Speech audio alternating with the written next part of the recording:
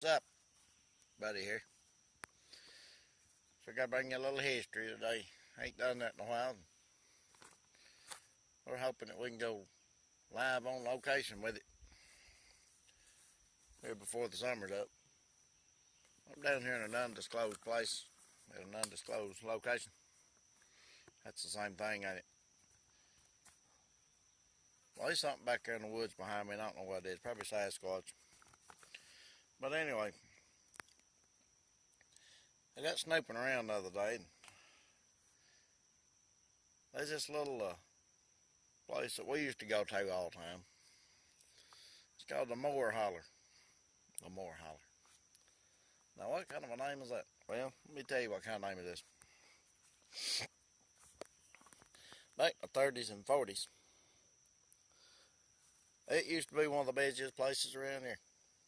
It used to be a big booming city. Well, not really a city, but it had a big modern hotel back in the 30s. That means it probably had running water and maybe electric. Probably didn't even have running water. They probably went and got their water out the pond. And well, anyway.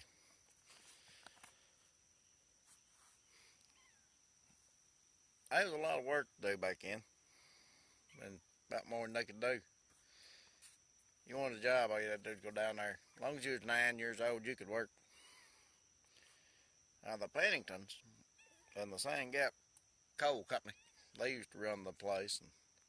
And it was later bought out by the Jackson County Coal Company by M.K. Marlowe, I believe was his name. He bought out Scrivener and Moore. That's why they call it the Moore Holler. Yeah, they run 3 shifts down there. They produced about 3,000 tons a day. That's a lot of coal. My chair's going to break. There's a cat back here somewhere. Trucks used to be lined up. I told you my chair was going to break. And it did. I'll give you a picture of that here in a second. Anyway. You have just caught one of the rare bloopers on Buddy's Facts of the whatever. Now, anyway, them trucks used to be lined up 5 or 10 miles, man.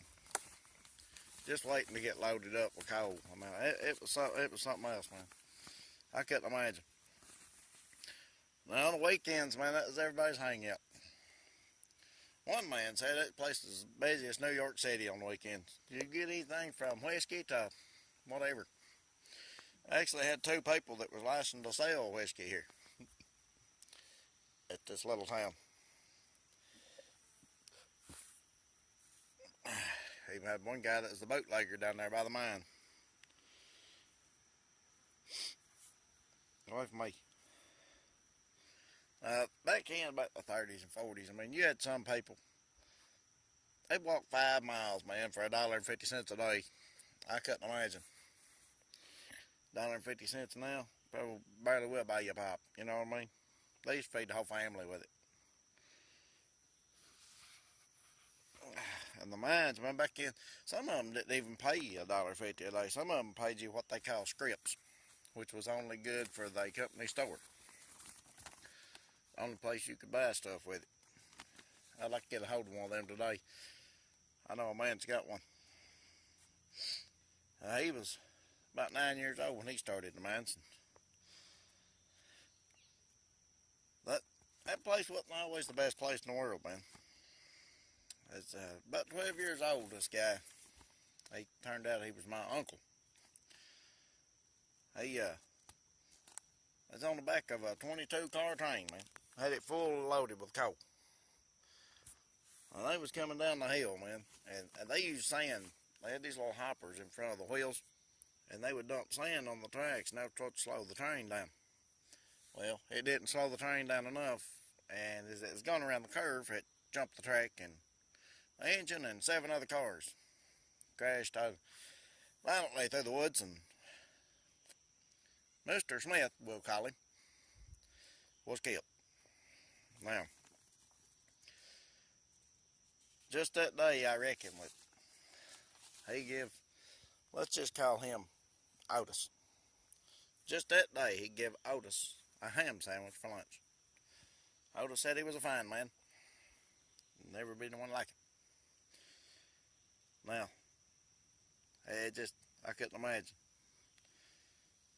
Now, the miners, they'd stay outside this little town in these little shacks called Shack Town. Slack Town. Now, slack was what leftover coal that they didn't use. They'd take it up there and dump it. Then they built these little sheds in the field there where they dumped it at, and that's where the people would stay. And just little shacks. Slack Town. There was two of them. One on each side of town. Now, in 1939, N.U. Bond built a modern hotel down there. So they put a lot of the people up down there, the ones that made a little bit more money and could actually afford it. Eventually, the mine shut down, and there ain't a thing left down there now. I've actually tried to get up off the ground. I've actually been down there before. I didn't know there's supposed to be anything like that down there. But now I'm going back, and we're going to search the place out. I want to find the train wreck. I want to find the mine shafts. I want to find the luxury hotel. I'm hoping to find a lot of this stuff, and I'm hoping to bring it to your life. We'll either go Facebook Live, or we'll be live on YouTube, or we'll get. I don't even know if we got service down in there or not, man. I'm telling you what, they got a fly sunlight down in there. All right, that's a long way down in there. I just heard something. I'm gonna get eight, but anyway.